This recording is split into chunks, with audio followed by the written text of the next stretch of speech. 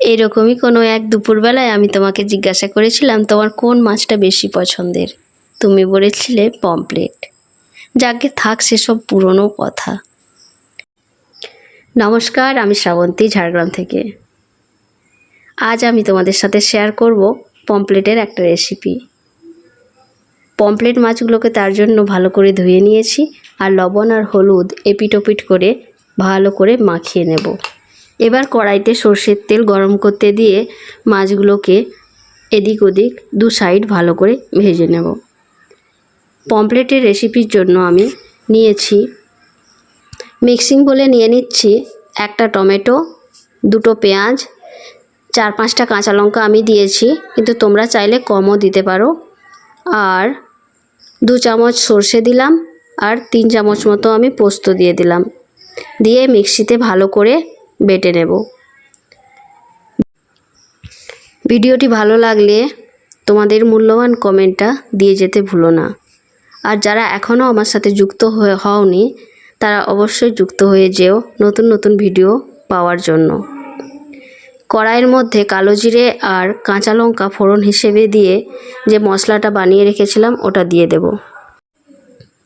একটা কড়াইতে আমার মাছ ভাজা চলছে আর একটা কড়াইতে আমি মশলাটা করে নিচ্ছি, যাতে জলদি জলদি হয়ে যায়, কারণ স্কুল আর অফিসের প্রচুর তাড়া থাকে সকাল সকাল।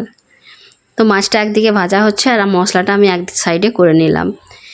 এই মশলাটাকে একটু ভেজে নিয়ে এর মধ্যে আমি শুকনো লঙ্কা গুঁড়ো আর হলুদ গুঁড়ো দিয়ে দেব পরিমাণ মতো। একটু নাড়িয়ে নিয়েই জল দিয়ে দেব। মিক্সিং বোলটা ধুয়ে এবার আমি জল দিয়ে দেব।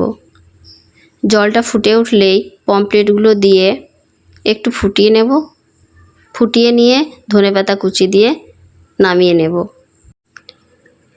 সকালবেলায় এত তাড়া থাকে, সকালবেলায় ভিডিও আপলোড করতে আর পারছি না, তাই ভেবেছি দুপুরবেলার দিকে ভিডিওগুলো আপলোড করব আর রাত্রেবেলা একটা লং ভিডিও আমি দিয়ে থাকি। কিন্তু এই কদিন কাজের জন্য বা প্রচুর চাপের জন্য আমি আর লং ভিডিও দিতে পারছি না।